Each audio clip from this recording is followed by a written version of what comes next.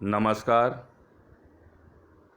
मैं हूं प्राध्यापक अशोक सिंह, रिजवी महाविद्यालय मुंबई से। आज हम 12वीं कक्षा की हिंदी युवक भारती का छठा अध्याय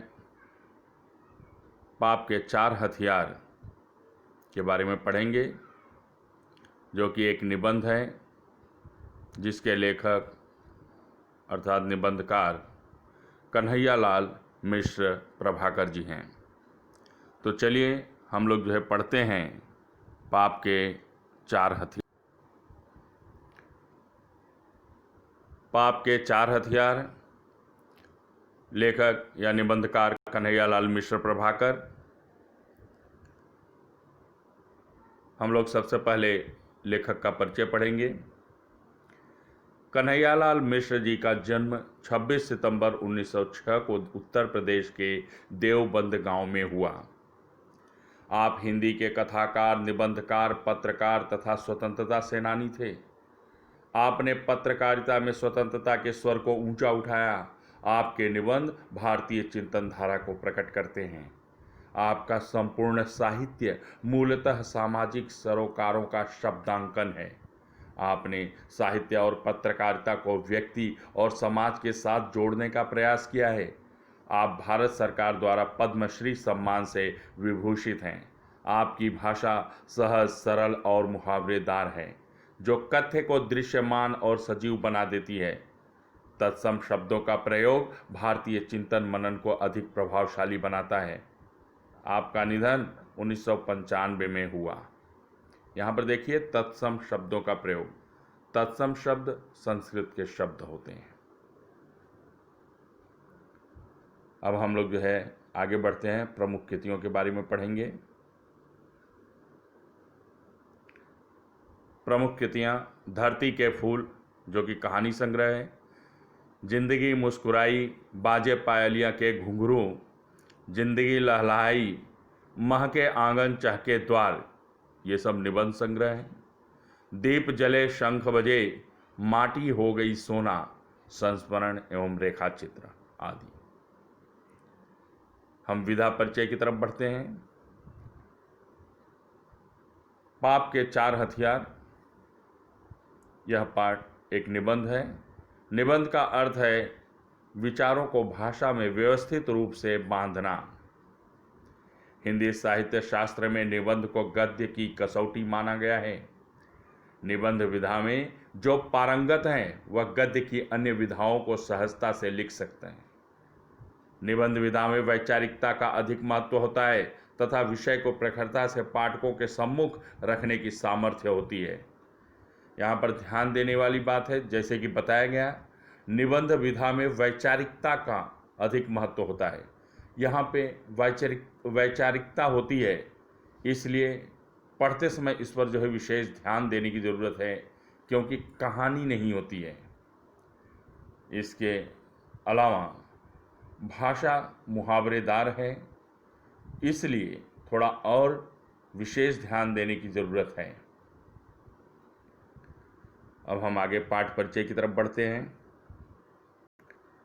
प्रत्येक युग में विचारकों, दार्शनिकों, संतों, महापुरुषों ने पाप, अपराध, दुष्कर्मों से मानव जाति को मुक्ति दिलाने का प्रयास किया, परंतु विडंबना यह है कि आज भी विश्व में अन्याय, अत्याचार, भ्रष्टाचार, पाप और दुष्कर्मों का बोलबाला है और मनुष्य जाने अनजाने इन्हीं का समर्थक बना हुआ है। समाज संतों, महापुरुषों की जयंतियां मनाता है, जय जयकार करता है, उनके स्मारकों का निर्माण करवाता है, परंतु उनके विचारों को आचरण में नहीं उतारता। ऐसा क्यों होता है? लेखक ने अपने चिंतन के आधार पर इस प्रश्न का उत्तर खोजने का प्रयास प्रस्तुत निबंध में किया है।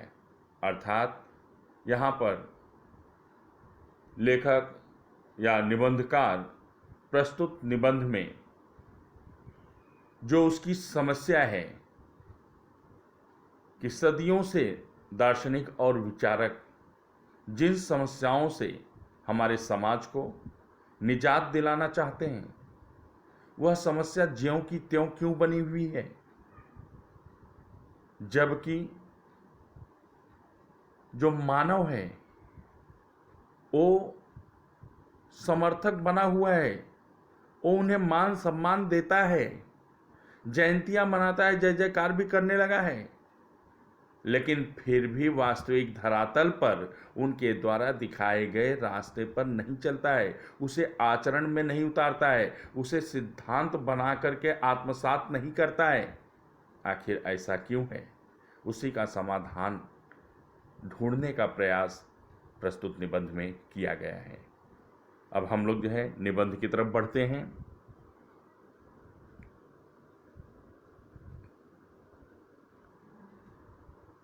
जॉर्ज बर्नार्ड शॉ का एक पैराग्राफ मैंने पढ़ा है। जॉर्ज बर्नार्ड शॉ यह एक लेखक हैं। इनका जन्म 26 जुलाई 1856 को आयरलैंड में हुआ। इन्हें साहित्य का नोबेल पुरस्कार भी प्राप्त हुआ। जॉर्ज बर्नार्ड शॉ महान नाटककार, कुशल राजनीतिज्ञ तथा समीक्षक रह चुके हैं। इन्होंने अनेक नाटक की रचना भी की है। तो जॉर्ज बर्नार्ड शॉ का एक पैराग्राफ मैंने पढ़ा है, वह उनके अपने ही संबंध में है।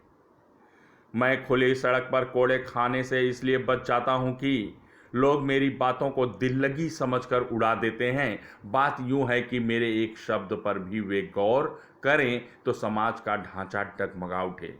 देखिए यहाँ पर दिल्लगी समझकर उड़ा देते हैं, मतलब मजाक समझकर उस पर ध्यान नहीं देते हैं। एक शब्द पर भी वे गौर करें, मतलब ध्यान दे, गौर करें, ध्यान दे, तो समाज का ढांचा डगमगा उठे।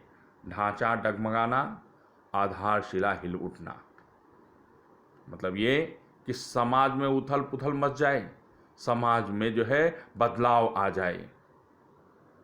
वे मुझे बर्दाश्त नहीं कर सकते यदि मुझ पर हंसे नहीं। मेरी मानसिक और नैतिक महत्ता लोगों के लिए असहनीय है। उन्हें उबाने वाली खूबियों का पुंज लोगों के गले के नीचे कैसे उतरे। इसलिए मेरे नागरिक बंधु या तो कान पर उंगली रख लेते हैं, उनकी बातों को नहीं सुनते हैं, या बेवकूफ़ी से भरी हंसी के अंबार के नीचे ढक देते हैं मेरी बात, अर्थात नज़रअंदाज कर देते हैं। शॉ के इन शब्दों में अहंकार की पैनी धार है। यह कहकर हम इन शब्दों की उपेक्षा नहीं कर सकते, क्योंकि इनमें संसार का एक बहुत ही महत्वपूर्ण सत्य कह दिया गया है। संसार में पाप है, जीवन में दोष, व्यवस्था में अन्याय है, व्यवहार में अत्याचार, और इस तरह समाज पीड़ित और पीड़क वर्गों में बंट गया है। पीड़ित जो दुख झेल रहा है, पीड़क जो दुख दे रहा है, जो कष्ट दे रहा है। इस तरह से इन दो वर्गों में बटा हुआ है। सुधारक आते हैं। सुधारक कौन होते हैं? जो समाज का सुधार का कार्य करते हैं। सुधारक आते हैं, जीवन की इन विडंबनाओं पर घनघोर चोट करते हैं। विडंबना, उपहास, विडंबना का अर्थ जो है दुर्भाग्य भी होता है। घनघोर चोट करते हैं, उस पर करारा प्रहार करते हैं। विडंबनाएं टूटती बिखरती नजर आती हैं, पर हम देखते हैं कि सुधारक चले जाते हैं और विडंबनाएं अपना काम करती रहती हैं। अर्थात सुधारक आते हैं, जो भी बुराइयां देखते हैं, जो भी कुरीतियां देखते हैं, वो उस पर जो है अपने विचार प्रकट करते हैं, लोगों को समझाने का प्रयास करते हैं, लेकिन जो है लोग समझते नहीं हैं। कुरीतियाँ ज्यों की त्यों बनी रहती हैं, जबकि समाज सुधारक आते हैं और चले जाते हैं। आखिर इसका रहस्य क्या है कि संसार में इतने महान पुरुष, सुधारक, तीर्थंकर, अवतार, संत और पैगंबर आ चुके, पर यह संसार अभी तक वैसा का वैसा ही चल रहा है। इसे वे क्यों नहीं बदल पाए? दूसरे शब्दों में, जीवन के पापों और विडंबनाओं के पास वह कौन सी शक्ति है जिससे वे सुधारकों के इन शक्तिशाली आक्रमणों को झेल जाते हैं, उसको सहन कर लेते हैं, उसका सामना कर लेते हैं और टुकड़े टुकड़े होकर बिखर नहीं जाते। उससे वे प्रभावित नहीं होते हैं। शाह ने इसका उत्तर दिया है कि मुझ पर हंसकर और इस रूप में मेरी उपेक्षा करके वे मुझे सह लेते हैं। यह मुहावरे की भाषा में सिर झुकाकर लहर को ऊपर से उतार देना है। सिर झुकाकर लहर को ऊपर से उतार देना ये मुहावरा है। इसका अर्थ होता है कि संकट को जो है जाने देना, उसका सामना न करना। शाह की बात सच है, पर यह सच्चाई एकांगी है। एकांगी एक पक्षी है। सत्य इतना ही नहीं है, पाप के पास 4 शस्त्र हैं जिनसे वह सुधारक के सत्य को जीतता या कम से कम असफल करता है। मैंने जीवन का जो थोड़ा बहुत अध्ययन किया है उसके अनुसार पाप के ये 4 शस्त्र इस प्रकार हैं: उपेक्षा, निंदा, हत्या और श्रद्धा। देखिए यहाँ पर पाप के जो 4 शस्त्र हैं: उपेक्षा, निंदा, हत्या और श्रद्धा। सुधारक पापों के विरुद्ध विद्रोह का झंडा बुलंद करता है, आवाज को तेज करता है, तो पाप और उसका प्रतिनिधि पापी समाज उसकी उपेक्षा करता है, उसकी ओर ध्यान नहीं देता, उसे नजरअंदाज करता है और कभी कभी कुछ सुन भी लेता है तो सुनकर हंस देता है, जैसे वह किसी पागल की बड़बड़ हो, प्रलाप हो, बेकार की बातें हो, निरर्थक बातें हो। इन क्षणों में पाप का नारा होता है, अरे छोड़ो इसे और अपना काम करो, अर्थात इस पर ध्यान देने की जरूरत नहीं है। सुधारक का सत्य उपेक्षा की इस रगड़ से कुछ तेज होता जाता है। उसके स्वर अब पहले से कुछ पैने हो जाते हैं, पैने और धारदार, तेज, और कुछ ऊंचे भी। अब समाज का पाप विवश हो जाता है कि वह सुधारक की बात सुने। वह सुनता है और उस पर निंदा की बौछारें फेंकने लगता है। सुधारक सत्य और समाज के पाप के बीच यह गालियों की दीवार खड़ी करने का प्रयत्न है, बीच में रुकावट डालने का प्रयास है। जीवन अनुभव का साक्षी है, गवाह है कि सुधारक के जो जितना समीप है वह उसका उतना ही बड़ा निंदक होता है, कि सुधारक के जो करीबी होते हैं वो उतने बड़े ही उनके निंदक होते हैं, उनकी बुराई करने वाले, उनकी निंदा करने वाले। यही कारण है कि सुधारकों को प्रायः क्षेत्र बदलने पड़े हैं। इन क्षणों में पाप का नारा होता है, अजीब बेवकूफ़ है, लोगों को बेवकूफ़ बनाना चाहता है। सुधारक जो है थक कर, हार कर अपने क्षेत्र को, कार्य क्षेत्र को बदल लेते हैं, अपना दिशा खुद जो है बदल लेते हैं। ऐसे समय पर पाप का नारा होता है, अजीब बेवकूफ़ है, लोगों को बेवकूफ़ बनाना चाहता है। सुधारक का सत्य निंदा की इस रगड़ से और भी प्रखर हो जाता है। अब उसकी धार चोट ही नहीं करती, काटती भी है। पाप के लिए यह चोट धीरे धीरे असह्य हो उठती है और वह बौखला उठता है। अब वह अपने सबसे तेज शस्त्र को हाथ में लेता है। यह शस्त्र है हत्या।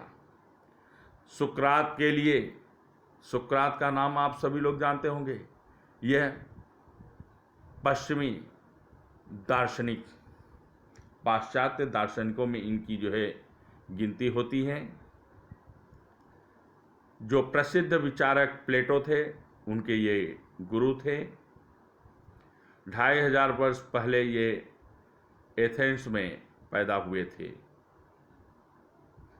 युवकों से संवाद स्थापित कर उन्हें सोचने की दिशा में प्रवृत्त करते थे।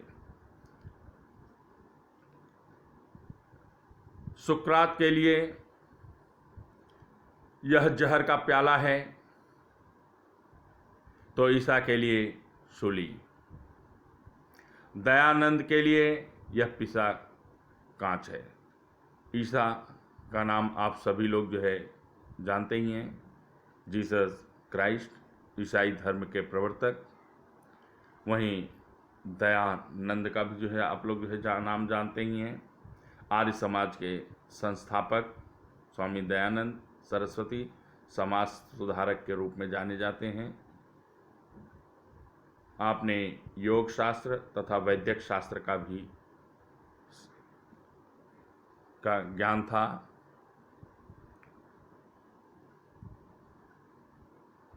तो यहाँ पर देखिए, सुकरात के लिए यह जहर का प्याला है, तो ईशा के लिए सूली, दयानंद के लिए यह पिसा कांच है। अब ये जहर का प्याला, सुकरात को जहर का प्याला क्यों दिया गया, ईशा को सूली पर क्यों लटकाया गया, और दयानंद को जो है पिसा हुआ कांच जो है क्यों दिया गया? क्योंकि उस समय के जो हालात थे, उस समय की जो परिस्थितियां थी, उसमें उनके विरोधी बहुत ज़्यादा हुए, इसलिए ऐसी विषम परिस्थितियों में उनको घोर यातनाएं और कष्ट जो है सहना पड़ा।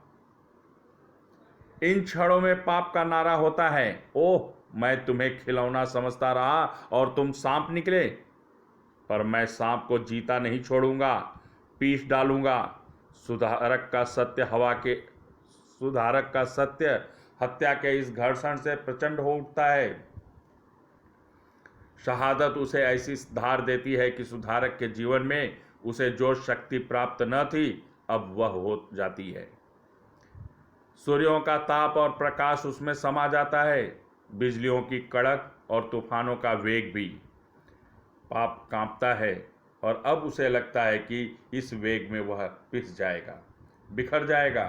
तब पाप अपना ब्रह्मास्त्र तौलता है और तौलकर सत्य पर फेंकता है। यह ब्रह्मास्त्र है श्रद्धा। ब्रह्मास्त्र पुराणों के अनुसार एक प्रकार का अस्त्र जो मंत्र द्वारा चलाया जाता था, तो यहाँ पर ब्रह्मास्त्र के रूप में श्रद्धा का प्रयोग किया गया है। इन क्षणों में पाप का नारा होता है, सत्य की जय, सुधारक की जय। अब वह सुधारक की करने लगता है चरण वंदना और उसके सत्य की महिमा का गान और बखान। सुधारक होता है करुणशील, सुधारक होता है करुणाशील और उसका सत्य सरल विश्वासी। वह पहले चौंकता है, फिर कोमल पड़ जाता है और तब उसका वेग बन जाता है शांत और वातावरण में छा जाती है सुकुमारता। पाप अभी तक सुधारक और सत्य के जो स्रोत पढ़ता जा रहा था, उनका करता है यूं उपसंहार। सुधारक महान है, वह लोकोत्तर है, मानव नहीं वह तो भगवान है, तीर्थंकर है, अवतार है, पैगंबर है, संत हैं। उसकी वाणी में जो सत्य है वह स्वर्ग का अमृत है, वह हमारा वंदनीय है, स्मरणीय है, पर हम पृथ्वी के साधारण मनुष्यों के लिए वैसा बनना असंभव है। उस सत्य को जीवन में उतारना हमारा आदर्श है, पर आदर्श को कब, कहाँ, कौन पा सकता है? और इसके बाद उसका नारा हो जाता है, महाप्रभु सुधारक वंदनीय है, उसका सत्य महान है, वह लोकोत्तर है। यह नारा ऊंचा उठता रहता है, अधिक से अधिक दूर तक उसकी गूंज फैलती रहती है, लोग उसमें शामिल होते रहते हैं। पर अब सबका ध्यान सुधारक में नहीं, उसकी लोकोत्तरता में समाया रहता है कि उसके बाद क्या। सुधारक के सत्य में नहीं, उसके सूक्ष्म से सूक्ष्म अर्थों और फलितार्थों के करने में जुटा रहता है। अब सुधारक के बनने लगते हैं स्मारक और मंदिर और उसके सत्य के ग्रंथ और भाष्य। बस यहीं सुधारक और उसके सत्य की पराजय पूरी तरह हो जाती है।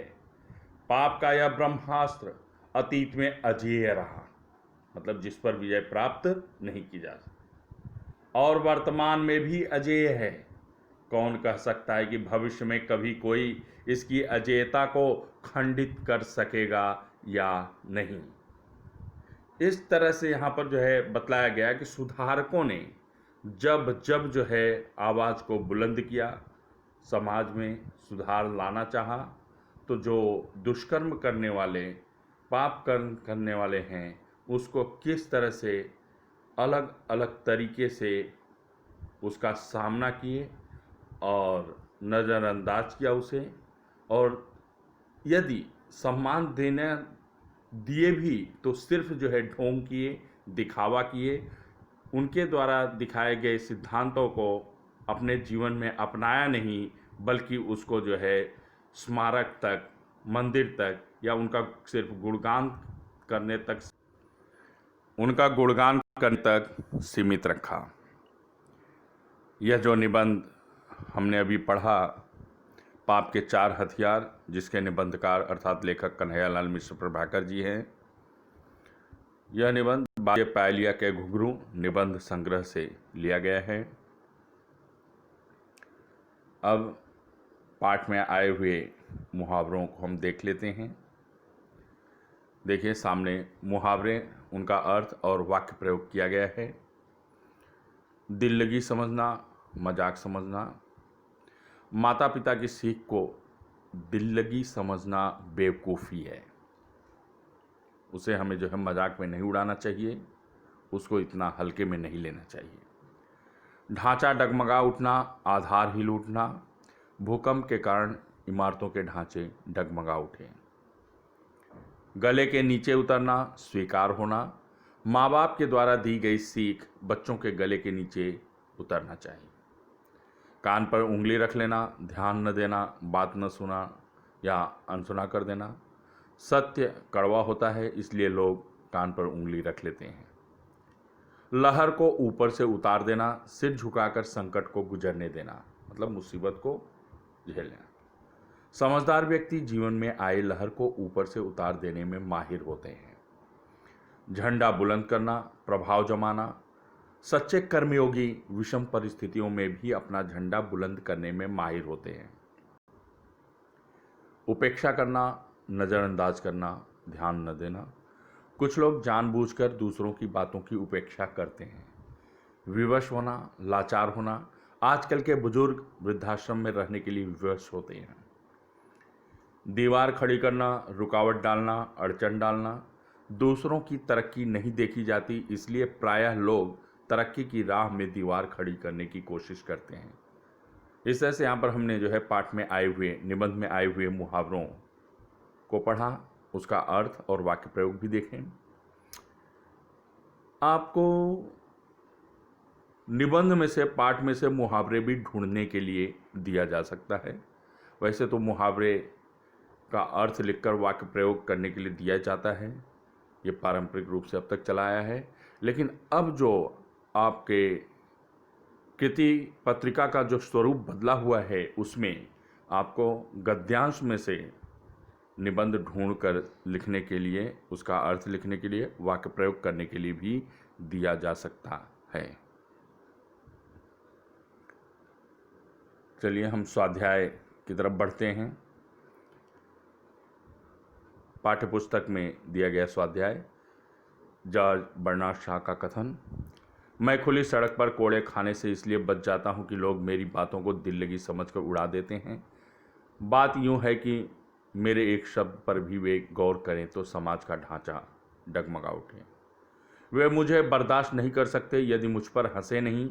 मेरी मानसिक और नैतिक महत्ता लोगों के लिए असहनीय है। उन्हें उबाने वाली खूबियों का पुंज लोगों के गले के नीचे कैसे उतरे, इसलिए मेरे नागरिक बंधु या तो कान पर उंगली रख लेते हैं या बेवकूफ़ी से भरी हंसी के अंबार के नीचे ढक देते हैं मेरी बात। इन कारणों से समाज पीड़क और पीड़ित वर्ग में बढ़ गया। देखिए नीचे 4 कारण दिए गए हैं, 4 घटक हैं उसके। संसार में पाप है, जीवन में दोष है, व्यापार में अन्याय है और व्यवहार में अत्याचार है। नेक्स्ट, दूसरा, ये लोग इस संसार को नहीं बदल पाए। महान पुरुष, सुधारक, तीर्थंकर, पैगंबर, अवतार, संत आदि। पाप के 4 हथियार ये हैं: उपेक्षा, निंदा, हत्या और श्रद्धा। विद्रोह का झंडा बुलंद करने पर सुधारक के विरुद्ध पाप का व्यवहार उसकी उपेक्षा करता है, उसकी ओर ध्यान नहीं देता है, कभी कभी कुछ सुन भी लेता है तो सुनकर हंस भी देता है। विद्रोह का झंडा बुलंद करने पर पाप का नारा, अरे छोड़ो इसे और अपना काम करो। सुधारकों के क्षेत्र बदलने पर पाप का नारा, अजीब बेवकूफ़ है, लोगों को बेवकूफ़ बनाना चाहता है। सुधारक के सत्य पर निंदा के रगड़ का प्रभाव, पहला घटक, सत्य और भी प्रखर हो जाता है। दूसरा, उसकी धार चोट ही नहीं करती बल्कि काटती भी है।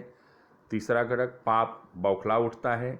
चौथा, अपने सबसे तेज शस्त्र को हाथ में लेता है। अगला, हत्या शस्त्र को हाथ में लेने पर पाप का नारा। ओह, मैं तुम्हें खिलौना समझता रहा और तुम सांप निकले, पर मैं सांप को जीता नहीं छोड़ूंगा, पीस डालूंगा। सुधारक के सत्य पर हत्या के घर्षण का प्रभाव। सत्य प्रचंड हो उठता है। शहादत के बाद अनोखी शक्ति प्राप्त हो जाती है। सूर्यों का ताप और प्रकाश उसमें समा जाता है। बिजलियों की कड़क और तूफानों का वेग भी समा जाता है। ब्रह्मास्त्र फेंकते समय पाप का नारा। सत्य की जय, सुधारक की जय। उचित मिलान करो। सुकरात, जहर का प्याला। ईसा, सूली। दयानंद, ईसा कांच। ब्रह्मास्त्र, श्रद्धा। शब्द संपदा। शब्द समूह के लिए एक शब्द लिखिए जिसे व्यवस्थित न गढ़ा गया हो, अनगढ़ या बेडौल। निंदा करने वाला, निंदक। देश के लिए प्राणों का बलिदान देने वाला, शहादत। जो जीता नहीं जाता, अजेय। अव्यक्ति के लिए अव्यक्ति। समाज सुधारक समाज में व्याप्त बुराइयों को पूर्णतः समाप्त करने में विफल रहे, इस कथन पर अपना मत प्रकट कीजिए। देखिए, यहाँ पर अव्यक्ति के अंदर जो विषय दिया गया है, जो कथन दिया गया है, जो मुद्दा दिया गया है, उस पर मैंने अपना मत प्रकट किया है। आप अपने शब्दों में दूसरे तरीके से भी प्रस्तुत कर सकते हैं। समाज सुधारक हमेशा समाज में फैली हुई बुराइयों व कुरीतियों को दूर करने के लिए प्रयासरत रहे हैं, पर समाज से अपेक्षित सहयोग न मिलने के कारण सुधारकों को आजीवन संघर्ष करना पड़ा है। उनकी सोच दूरदर्शी व जन कल्याणकारी होती थी, पर समाज में जागरूकता के अभाव के कारण उनका प्रयास हमेशा विफल रहा, जबकि सामाजिक बदलाव व परिवर्तन हेतु व्यापक स्तर पर सहयोग व योगदान आवश्यक होता है। सदियों से चली आ रही जातिगत, धर्मगत व अर्थगत भेदभाव व विषमता को मिटाने के लिए प्रयास किया गया और सख्त नियम व कानून भी बनाए गए। कुछ हद तक कामयाबी भी मिली। आज़ादी के पहले से व्याप्त बुराइयां आज़ादी के 73 वर्ष बीत जाने पर भी ज्यों की त्यों बनी हुई हैं। बेशक सुधार हुआ है, समाज में व्याप्त बुराइयों पर कुछ हद तक नियंत्रण किया गया, पर पूरी तरह समाप्त नहीं किया जा सका। अतः स्पष्ट होता है कि समाज सुधारक समाज में व्याप्त बुराइयों को पूर्णतः समाप्त करने में विफल रहे।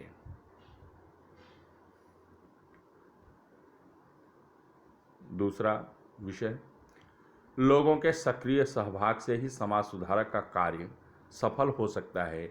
इस विषय पर अपने विचार स्पष्ट कीजिए।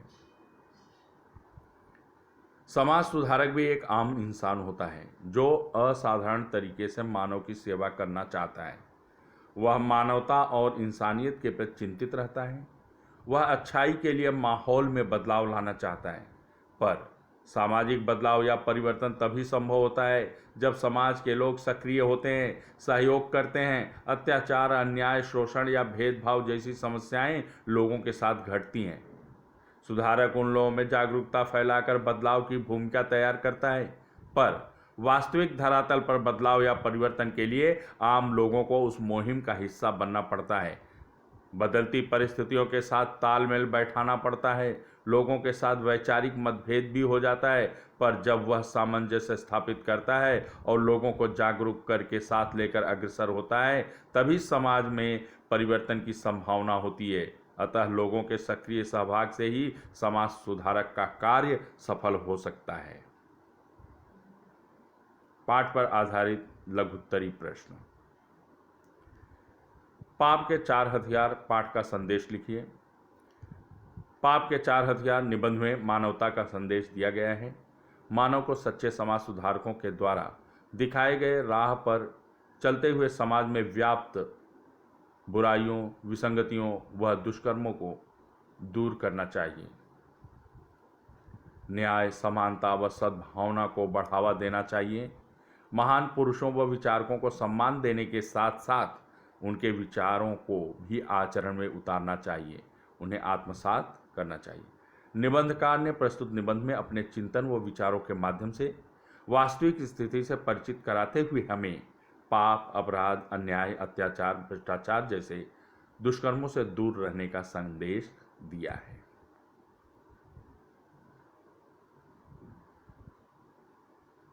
पाप के 4 हथियार। निबंध का उद्देश्य स्पष्ट कीजिए। प्रस्तुत निबंध पाप के 4 हथियार के माध्यम से निबंधकार आज के युवा पीढ़ी व पाठकों को विश्व भर में व्याप्त विसंगतियों, कुरीतियों और दुष्कर्मों से अवगत कराना चाहता है। जबकि प्रत्येक युग में विचारकों, दार्शनिकों, संतों, महापुरुषों ने पाप, अपराध, दुष्कर्मों से मानव जाति को मुक्ति दिलाने का प्रयास किया, परंतु आज भी पूरे विश्व में अन्याय, अत्याचार, भ्रष्टाचार, पाप और दुष्कर्मों का बोलबाला है और मनुष्य जाने अनजाने इन्हीं का समर्थक बना हुआ है। समाज संतों, महापुरुषों की जयंतियां मनाता है, जय जयकार करता है, उनके स्मारकों का निर्माण करवाता है, परंतु उनके विचारों को आचरण में नहीं उतारता है। निबंधकार पाठकों को बताना चाहते हैं कि महापुरुषों के प्रति वास्तविक आदर व सम्मान तभी होगा जब उनके आदर्शों व सिद्धांतों को व्यवहारिक जीवन में अपनाया जाएगा। अतः चिंतन के आधार पर लेखक समस्या का समाधान खोजने में सफल हुआ। पाठकों को इस समस्या व उसके समाधान से अवगत कराना ही निबंध का मुख्य उद्देश्य है। साहित्य संबंधी सामान्य ज्ञान। कन्हैयालाल मिश्र प्रभाकर जी के निबंध संग्रहों के नाम लिखिए। जिंदगी मुस्कुराई, जिंदगी लहलहाई, बाजे पायलिया के घुंघरू, महके आंगन चहके द्वार। ये चारों निबंध संग्रह हैं। अगला, लेखक कन्हैयालाल मिश्र प्रभाकर जी की भाषा शैली। लेखक की भाषा सहज, सरल और मुहावरेदार है, जो कथ्य को दृश्यमान और सजीव बना देती है।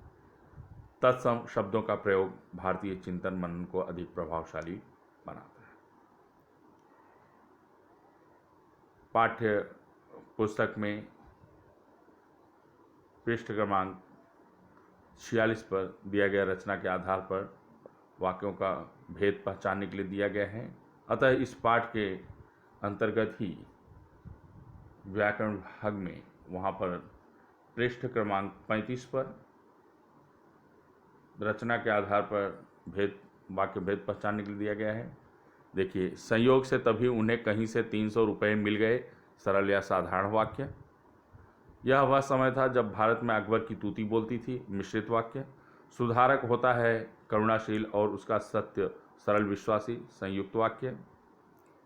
फिर भी सावधानी तो अपेक्षित है ही, सरल या साधारण वाक्य। यह तस्वीर निसंदेह भयावह है, लेकिन इसे किसी भी तरह अतिरंजित नहीं कहा जाना चाहिए, संयुक्त वाक्य। आप यहीं प्रतीक्षा कीजिए, सरल या साधारण वाक्य। दीनदयाल जी हमें उस कक्ष में ले गए जो उनकी कठोर साहित्य साधना का मूक साक्षी रहा, मिश्रित वाक्य। लोगों ने देखा और हैरान रह गए, संयुक्त वाक्य। सामने एक बोर्ड लगा था जिस पर अंग्रेजी में लिखा था, मिश्रित वाक्य। ओजोन एक गैस है जो ऑक्सीजन के 3 परमाणुओं से मिलकर बनी होती है, मिश्रित वाक्य। वैसे वाक्य भेद के बारे में हमने अलग से दूसरे वीडियो में बताया है। रचना के आधार पर वाक्य भेद और अर्थ के आधार पर वाक्य भेद, 2 अलग अलग वीडियो बने हुए हैं। ज़्यादा विस्तार से जानने के लिए आप उस वीडियो को देखिए। मुझे पूरा विश्वास है कि आप लोगों को पाप के 4 हथियार यह निबंध अच्छी तरह से समझ में आ गया होगा। यदि कहीं पर कुछ समस्या है, शंका है, कठिनाई है, तो आप इस वीडियो को दोबारा देखिए, सुनिए। यदि फिर भी आपकी शंका का समाधान नहीं होता है तो आप इस वीडियो के नीचे कमेंट बॉक्स में जाकर के कमेंट कीजिए और अपनी शंका, अपनी कठिनाई, अपनी परेशानी से मुझे अवगत कराइए। मैं निश्चित ही आपकी शंका का समाधान करने का प्रयास करूंगा। धन्यवाद। जय हिंद। मेरी शुभकामनाएं आप लोगों के साथ हैं।